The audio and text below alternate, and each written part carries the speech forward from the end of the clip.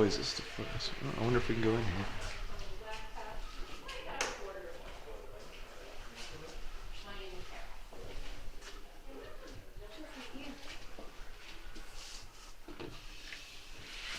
This is supposedly the fluorescent one. It's not very fluorescent. Fossil shark teeth. Not sure. No idea what that is. That's great white. Oh, here, please turn off lights. Oh, there it is. Oh. Wow, that's really cool.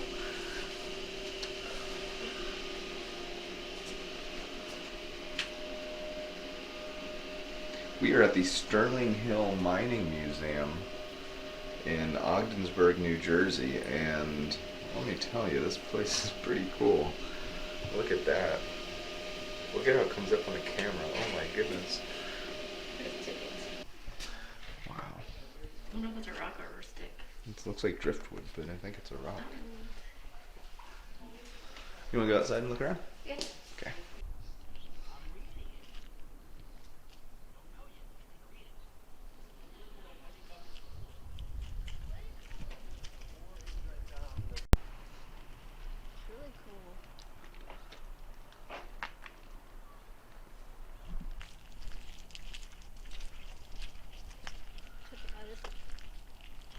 You hear that? Yeah, I did.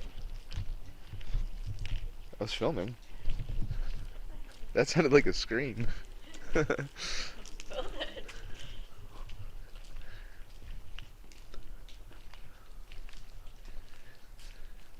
Edison Tunnel.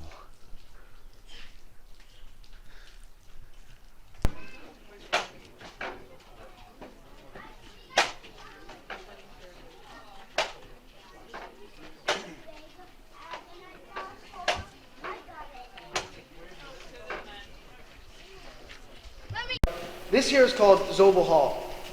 And this would be the first stop for a miner when they came in. They would park across the street, walk in here, and as you walk by, you probably saw all the lockers. Currently, those names are the people who made this nonprofit, the Sterling Hill Mining Museum, possible.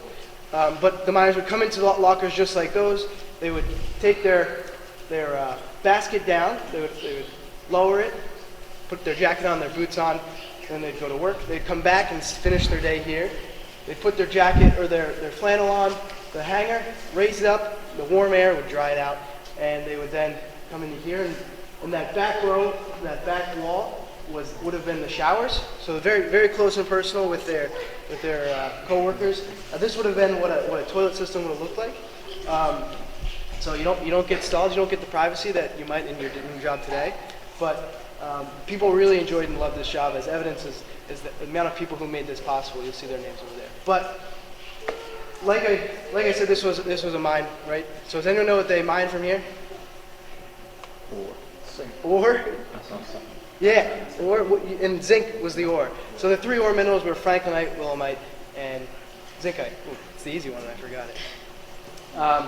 And they took out about 11 million tons of ore from this place. So there's a lot of, it's enough to fill about 11,000 Olympic-sized swimming pools, just in the zinc alone. But we'll explain a lot of that as you go down, as we go throughout the tour. But I'll let you guys kind of explore in here. On that side of the room, you have an interactive periodic table. It's the largest periodic table on the East Coast, one of the largest in the world. So there's almost every element you can have is there.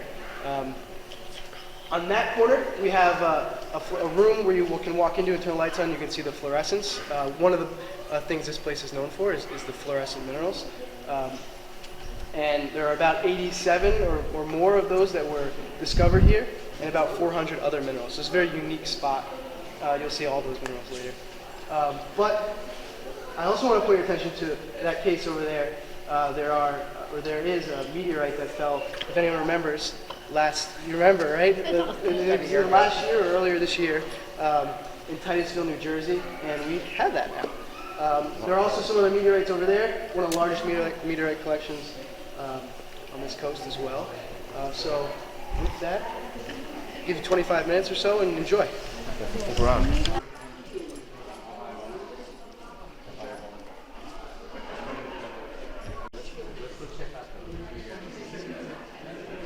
Oh, that's a meteorite. That's so cool.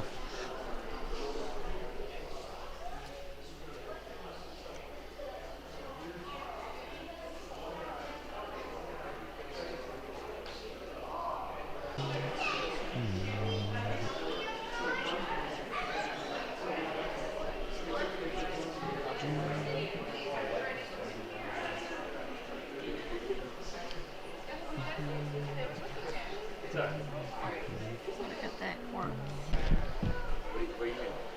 What?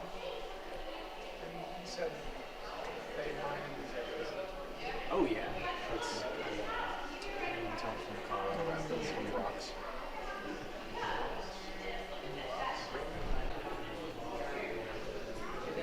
Look at that sucker. That was meant to take down a freaking mammoth. Oh, yeah. Woolly mammoth.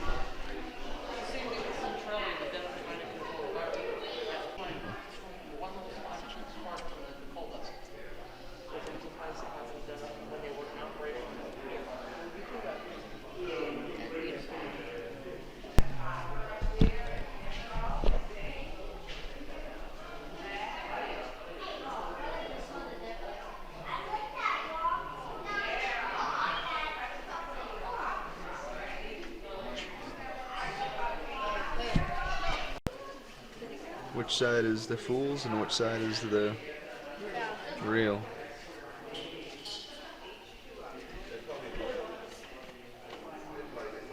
Wow, that's so cool. That's a lot of gold.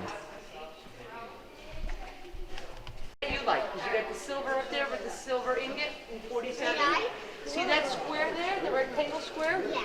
That's the real gold that he was talking about. Then what about the pink one? The pink, all right, that's just the whole, that's got a pink. That's funny. This is wild. That's why what makes it do that. And these are all from here. Franklin and Ogdensburg. And that's what how they do that. Look at the balls. I know. That's so cool. These are so cool. This is freaking beautiful.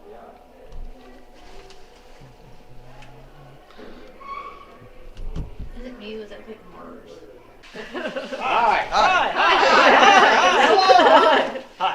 My name is Minor Hal, in big old quotations. I'll be your tour guide for today. It's nice to meet you all. And we are starting out our tour, or rather continuing our tour, I should say, in our second museum, the Geotech exhibit, also known as the Thomas Warren Museum of Fluorescence. This is our main fluorescent museum we have here on the entire mine. So between the mine, the mountain, essentially all the museums, there are about 358 different minerals found. Of those 358, we have at least 86 of them that will fluoresce or glow. We have at least one of every one of those 86 on display in this museum between these three rooms. The one we're currently in, one more over there to your right, as well as to your left through that little corridor. And that makes this museum the world's current largest public display of fluorescent minerals. It is indeed a Guinness Book of World Records holder as well. So I definitely recommend you go to all three rooms, check it all out. A lot of cool stuff. One last thing I'll point out. I don't always say this because I like to avoid confrontation. I'm just the messenger. Please do not shoot me. But if you want to know if any of your diamond jewelry is real, feel free to shine it underneath. And it doesn't really matter what color it's shining, as long as they're different colors. Chances are it means that the diamonds came from different locations or mines on the planet. Whereas if they're all the same color, they probably came from the same factory and were mass-produced, i.e. artificial. So, like I said, I'm just the messenger, I'm just here doing my job. Anyway, so light's about to go off. Don't forget, 3 rooms. Any questions, feel free to ask me. We'll be in here for about 10 to 15 minutes. You know when you get sunset? Okay, we're going to turn the lights on. You can touch them, do not look up. You understand me? There you go.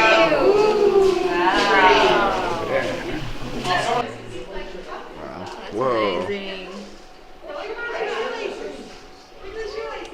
That's like artwork. That's crazy. Oh, no way, it is artwork. Yeah, that's true. Uh-oh. Oh, look, the little heart. Of course.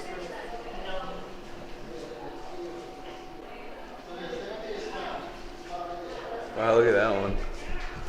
I know, I was supposed to show you that one. It looks like it's got a, like a, spike in it. yeah. I was going to show you this one. Oh, wow. Another one like that. Look at the sharp teeth. I want to see the rainbow one, though. They have a rainbow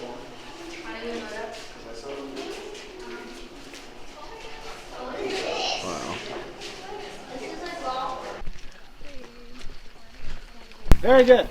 So we're about to enter the mine itself, namely the adit levels. You see the sign right there, but there's a couple of things I'll point out before we go off on the inside. Right here, I'll start out with this large yellow car. It's called a man car. It's essentially the vehicle, if you want to look at it like that, sort of an elevator slash escalator. That the miners themselves would ride down into different portions of the mine through the main shaft station that we'll see in just a little bit. That model in particular can hold anywhere rather from 20 to even 30 miners in full gear, and they'll be lowered down anywhere from 10 to 15 miles per hour, usually in pitch black, with the other side of the shaft not too far away from their head, so if they leaned on over, tripped, fell, anything like that, especially if they were just going to work or leaving work every single day, even if they lost their helmet for whatever reason, they could lose their life just going to work or from work every single day.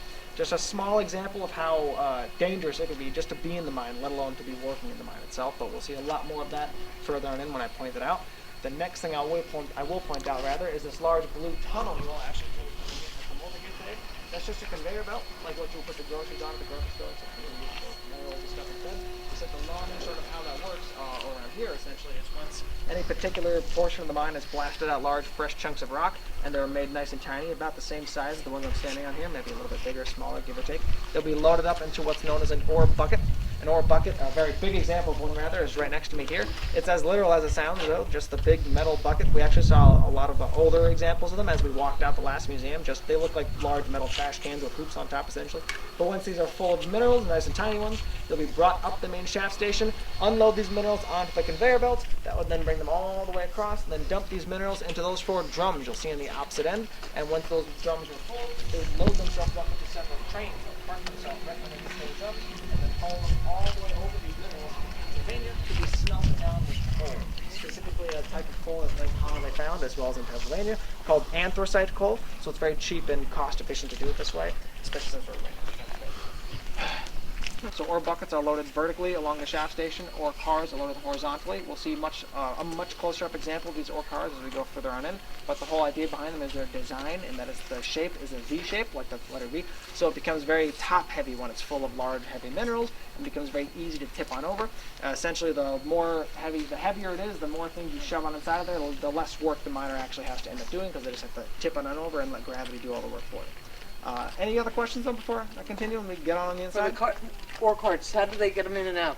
They're actually, right when we go on the inside, if they didn't push them themselves, we'll see a little engine, a little yellow engine that can pull and push things that are on the track itself. Usually there's also a lot of cars, like a little carts, a bunch of carts that people can sit down on right on the outside of here, but that's usually only for the haunted Halloween tour, that if you guys are here during Halloween, you can actually go on. So, please hold open the door for the person behind you, and can the last person in just please do not let it slam shut. It might scare people further in, just don't want anyone to get spooked.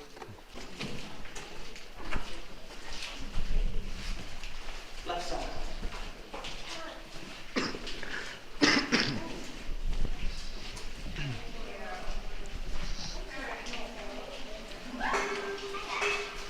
Right about here. But on that note, though, can anyone tell me how are stalactites, stalagmites, and flowstone all formed? Purified water seeps through rock. Exactly. Water will mainly, as it seeps through rock, 100%. And as it seeps through, well, let's say if it were to rain today, all the water that will be hitting the surface of the mountain will take actually about 3 days to be flowing through all the microscopic cracks and crevices in the rock around us, and then be the water you guys will see dripping along the ceiling. So as that water flows through these little cracks and crevices, it'll pick up little bits of minerals that are stuck inside of this rock. And since this mountain itself is mostly made out of marble, that marble will also have a lot of calcium on the inside of it. So the next time you get some water with this calcium on the inside reaches another large and dry pocket of air, namely this tunnel, that water will either drip away or evaporate and leave the mineral behind, having it slowly build up on the ceiling as stalactites, the wall as flowstone, or the ground as stalagmites if we had any. We're not going to have any stalagmites on the ground because there's too many people walking along through, too much foot traffic. Anytime they would be forming, there's usually people stepping on them and ruining up any progress that they might be making. So.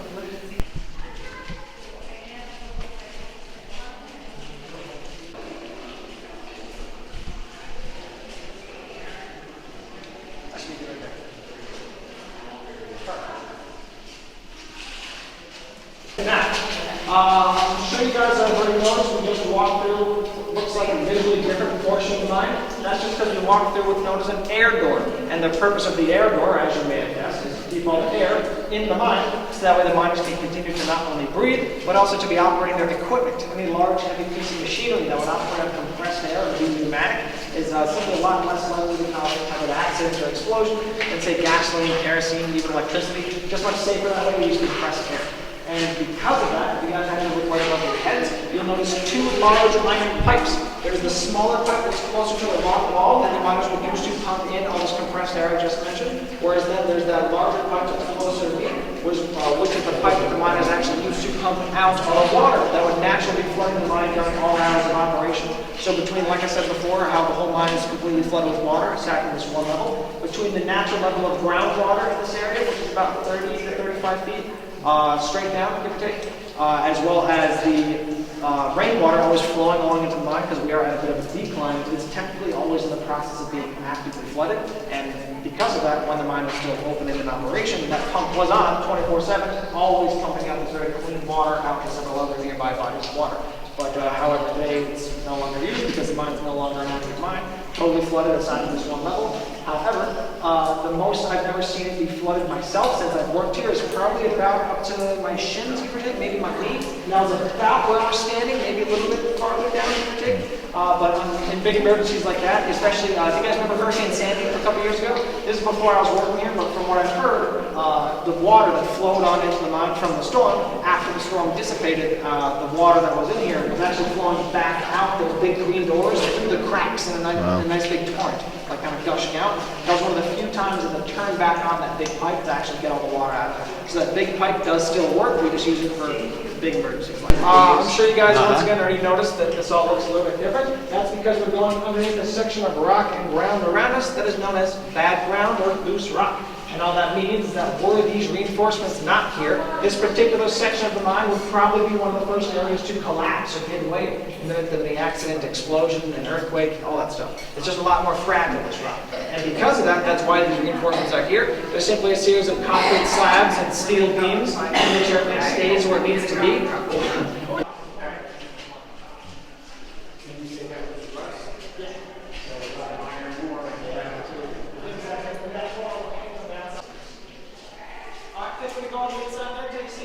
Sure.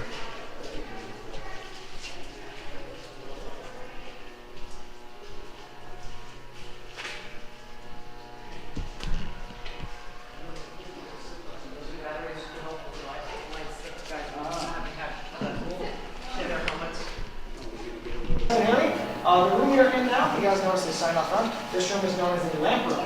And the reason that this room is known as the lamp room is because in just a moment, I'll point out three very important life-saving pieces of equipment that the miners would need to go into any further deeper portion of the mine to continue their job and continue working. Namely, their lanterns, their light sources. You look right back at those gray shelves, you'll see the lanterns that they would use.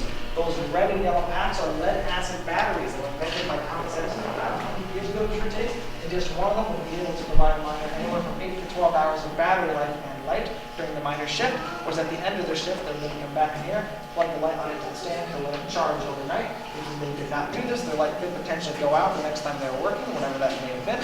They'll be stuck in the total absence of light, which can be kind of spooky if it hits a miner out of nowhere, just complete darkness. But they were also usually used in that kind of scenario, because if they were stuck in a total absence of light, they would have almost no other choice other than to drop to their hands and knees and feel around for a mine shaft, like the ones we were just walking here. Because if they could find one, that would almost guarantee them to find an exit to the mine itself, maybe another light source, a coworker who had a light source, just a solution to whatever problem they were experiencing. But however, can you guys tell me the three different sources of light that a miner might have to use way back in the day before fancy electricity? Candles, exactly. So what would come before candles and what would come after candles? Gas, matches. Torches. So matches, torches, and bigger torches, smaller, exactly. So torches, candles, what's the very last one? Oh, oil. Oil. Lamps, exactly. Lamps, name of the world. Now, what fuel source would these run on? You already said it. Oil lamps. Very good. Now, what's the main thing that these three sources of light all have in common? What was that? What do they all have in common? The torches, candles, and lanterns. Flame. They'll throw Fire. light. They'll make light, namely from a fire, an open flame though, not just any fire, a fire that's totally exposed to the surrounding air. And the reason that's a dangerous and bad idea, the fog is going around, is because you encounter risk of finding trapped pockets of gases that have been stuck behind walls of rock, which could even be released through these mining activities. So in a mine like this, we would really just have to worry about carbon monoxide, which isn't explosive, thankfully, but it is poisonous. You can't really tell at all where it is. You can't see it, taste, or smell it, and if you breathe in too much of it, you're not going to breathe in anything else anytime soon. As well, in coal mines, however, on top of carbon monoxide, they would also have to worry about methane, which is almost as hard to detect as the carbon monoxide, except it's also explosive. So if you were to have one of these open light sources lit near a pocket of methane, you run a bad risk of igniting that pocket, blasting yourself back out the way you came in, if at all, either risking your face, your eyebrows, all sorts of bad stuff. But can you guys tell me what piece of technology would a miner have to use then, way back in the day before electricity, tell if they're about to walk into a pocket of unbelievable or poisonous air? A lantern? Very good. Not a lantern, so they don't want to ignite it. A canary, exactly. Can you tell me why would they use a canary? They're sensitive to the gases and they. But why would they be sensitive?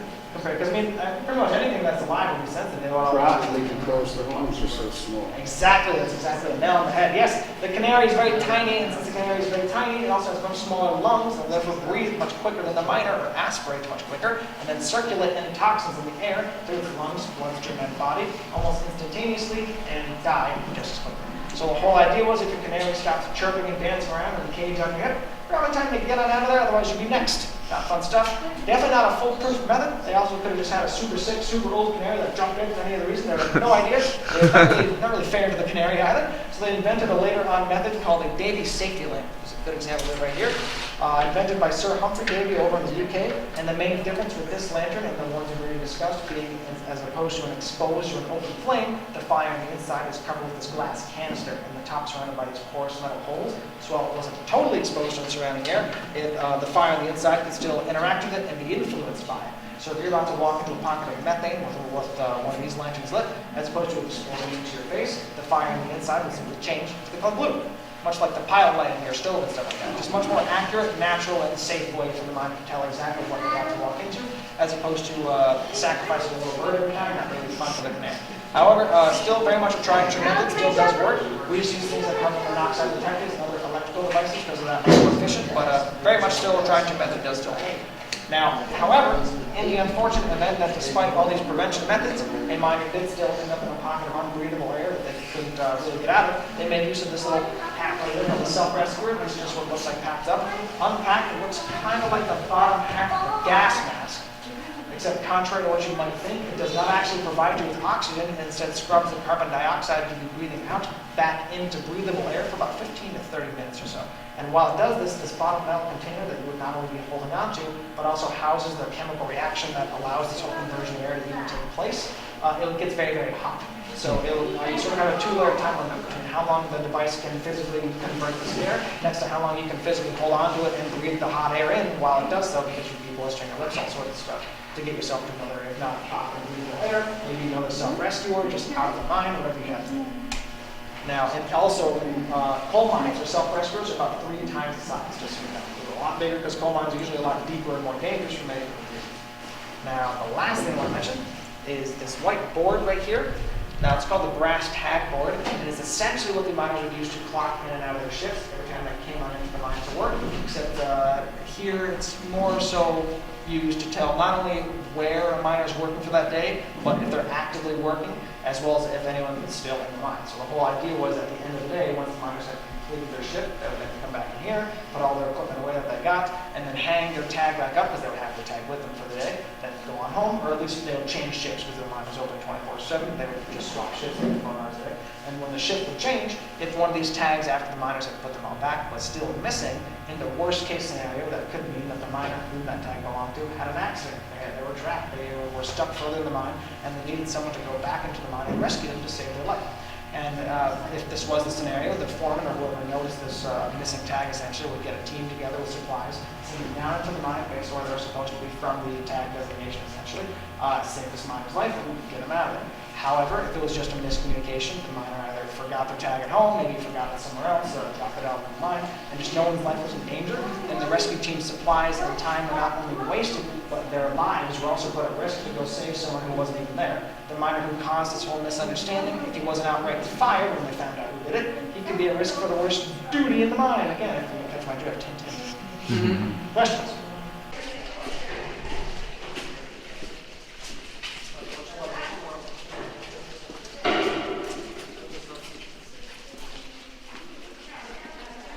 Like a building story level, I don't know. If the mine is 26 levels though, that's about 100 feet of rock per level. 2,700 feet, that's about as deep as 2 Empire State Buildings stacked right on top of it.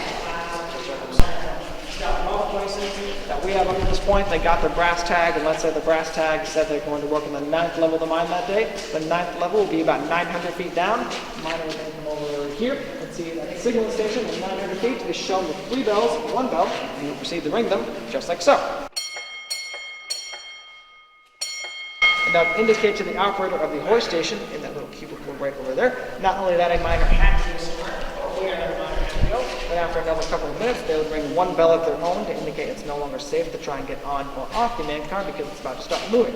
Very similar to the dings you might be hearing on an elevator door or a subway door, just to make sure no one gets hurt whenever anyone gets on or off. And what this will look like for the most part, like so. It doesn't always work, so nobody does like it right now.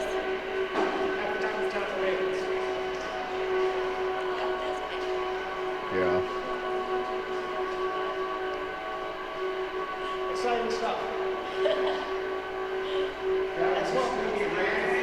No, it's definitely faster than that. I think it's this slow just for display purposes. It's easy for us. They go down anywhere from 10 to 15 miles per hour, so at least a little bit faster.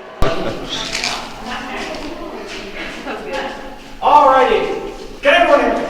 Yep. Very good. Alrighty. So the area right in front of us here, if you guys haven't looked over the edge, feel free to do so. This giant hole is called the grizzly chute. And the whole point of the grizzly chute, if you see it over there, is to catch and stop any of these big rocks that are dumped over the edge that could potentially hurt, if not break, the rock crusher located over 2,000 feet down that hole at a slight angle. It is over 2,000 feet. It might not look it. It's about a 40, 45 degree angle, but anyway. So over time, these big chunks of rock that could potentially hurt the rock crusher, they would be gathering along the top of the grate since they couldn't fit on through. And it was the job of miner Jim right here in the back, or his co-worker, to break up these big chunks like these ones in the corner and send them continuing along through to be made nice and tiny. And in order to break up these bigger chunks of rock, miner Jim had several pieces of equipment. Namely, he had a sledgehammer. I'm sure we all know what a sledgehammer is. Miner Jim also had a jackhammer. I'm sure we also all know what a jackhammer is for the most part.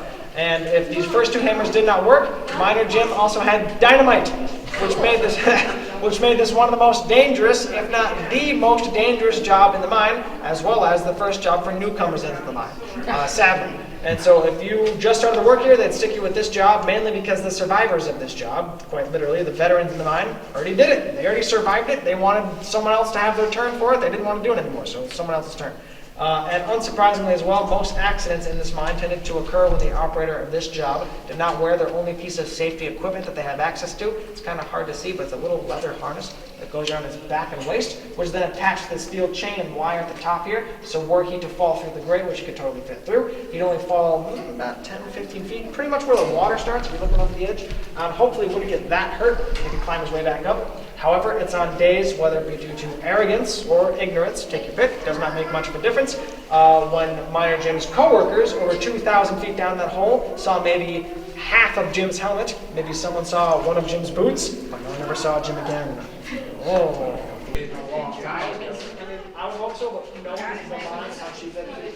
They're very strange. Namely, they are drills, unsurprisingly. And this large drill in the back, that horizontal one, that I'm trying to hit with the leg, that is called the model of drill, rather, is called the Widowmaker. And the reason that the model of drill is known as the Widowmaker is because the average lifespan of miners using that model of drill was around 10 to 15 years long, not very long. And the reason it was so short was because as that drill is drilling its way into a rock surface, the rock it would then destroy is tossed back up into the air around the miner as a nice fine and dry powder that the miner is essentially breathing in during the entirety of their shift, around 8 to 12 hours a day. Over 10 to 15 years, this will lead to sort of a cement-like concrete substance forming along with the miner's lungs, leading to death.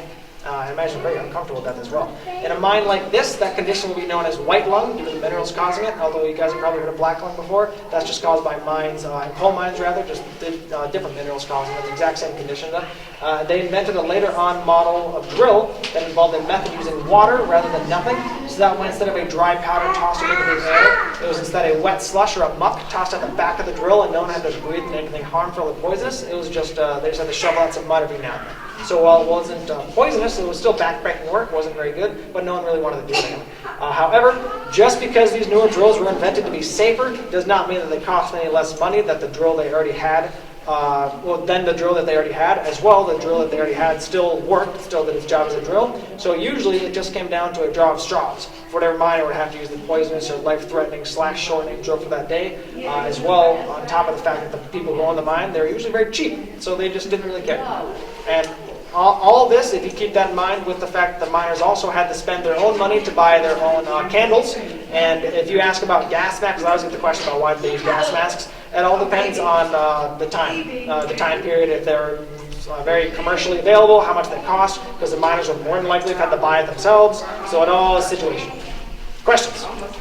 I'm sure you guys probably already noticed the stuff behind me. I'll point that out in just a second, but before I do, I have some questions for you guys. Can anyone tell me, how do earthquakes happen? Anyone know? Earthquakes. Shifting the plates, rumbling. What are these plates called? Tectonic plates. Very good. Now, does anyone know the border between these two plates? What's that called? The boundary between the two plates? Subduction. That's what happens when they go underneath each other. Yeah, when they're touching. But what's the border called? A what line? Fault line. Fault line, exactly. So tectonic plates, fault line. Those are the two words I was looking for. Now, a fault line does not just have to be the boundary between two large tectonic plates. It's instead the boundary between two big enough bodies of rock that are not actually connected. They're merely sliding, rubbing, or resting upon one another. And a good visual example for a fault line of this entire mountain we're going through right now, I mean here. This large crack, essentially, this large structure right here is a fault line, this large flat surface of rock. And so starting from that little crack going up, and that same crack going back down, those are the two separate rocks that compose this whole mountain. They're not actually connected, they're merely resting on top of one another. And because they're not connected, there's that much extra space between them, allowing all this extra water to flow on through, creating this flowstone of varying colors and varieties of minerals that we see all around here. So, blacklight. This is going to be a lot of willemite here, as well as a lot of calcium, hence it's going to glow green. Oh my goodness. It's like a light bulb, isn't it? Wow, I'm going to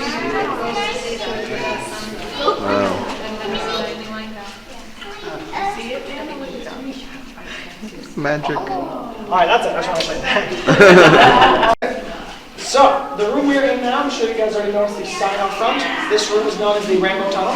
And the reason that this room is known as the Rainbow Tunnel is because in just a moment, I'll turn on these lights once more, and I will allow us to see all the rocks on the floors, walls, and ceiling fluoresce or glow. But before I do that, because you clearly want it, I can tell, here's a scientific question. So, does anyone know exactly what is happening when these lights, the black lights, are hitting these rocks? Namely, what is the process of fluorescence? Does anyone know? Do you know? Because there's green stringing on it. Pretty good. Pretty good. Can we elaborate on this?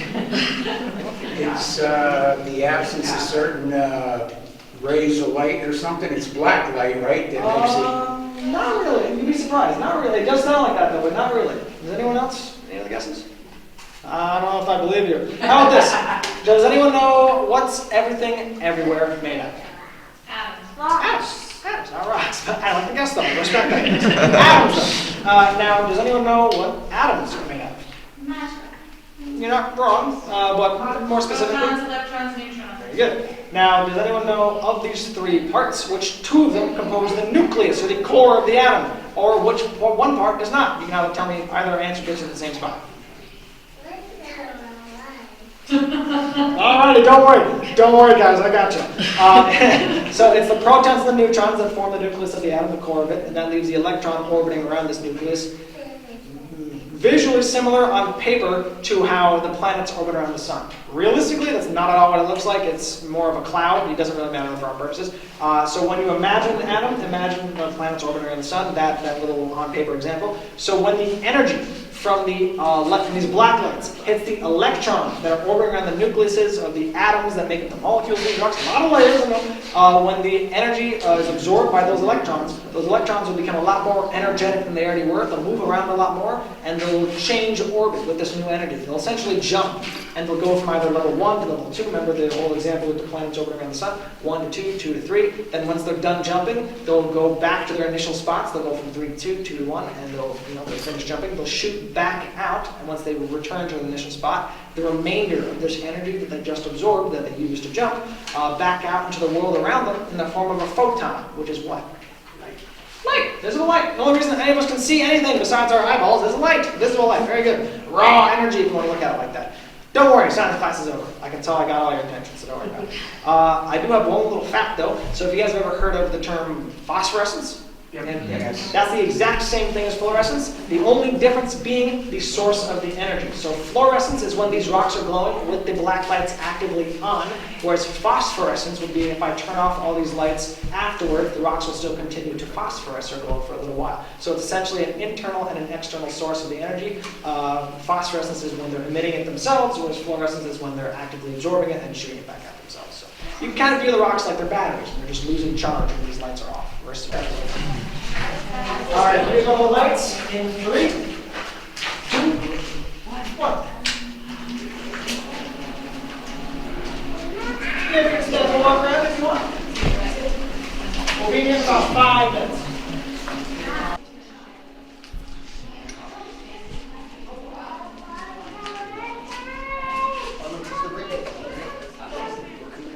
So the room we're in right now is a good visual example of what it would look like when the miners are preparing to blast out a new fresh section of tunnel. But before I show you guys that example and that demonstration, I'll turn off the lights to what I do and I'll explore it. I'll show you guys as well the kind of light source that the miners themselves might have had to use way back in the day before fancy electricity. A candle. It's pretty exciting stuff if you've never seen a candle before, so I promise it'll be really cool. After I show you the candle though, I'll blow out the candle. And when we're here in the darkness, if you guys want to, feel free to say something. Don't yell it for the love of God. Because if we all yell it, we'll all regret it. I've learned this the hard way many times. But if you guys are in the woods and you're about to cut down a tree, what would you yell? Hopefully timber, exactly. If you're going to cut down a tree, hopefully it's for a good reason, but timber. Now, if you guys are on the ground, you're going to blow something up. Or really, yes, if you're anywhere for that matter, you're going to blow something up. But you know what? There's a lot of corrections here. There's a lot you could yell if you're about to blow something up, I'm sure.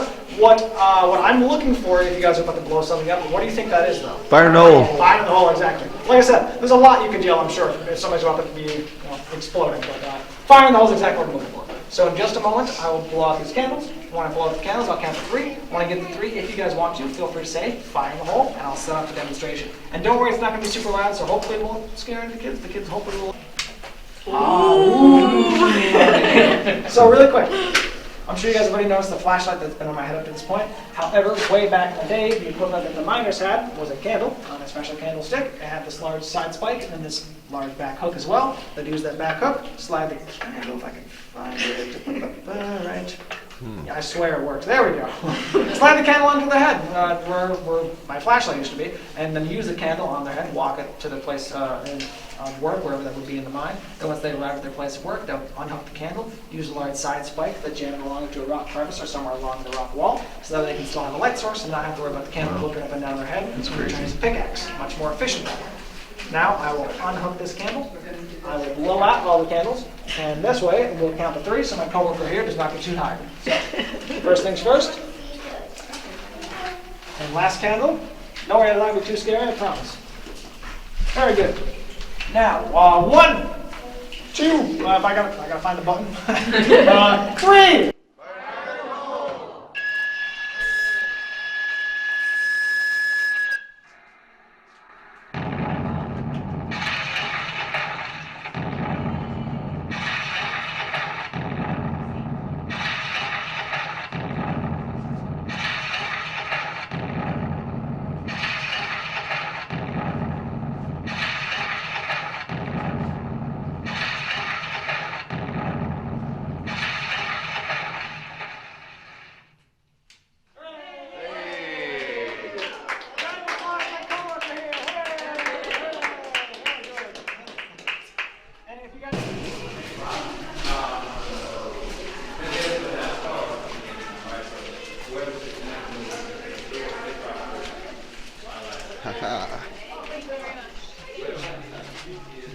Oh, thank you so much. What was the nose count going in? What do you mean? Like the amount of people? Oh, okay. That's a good point.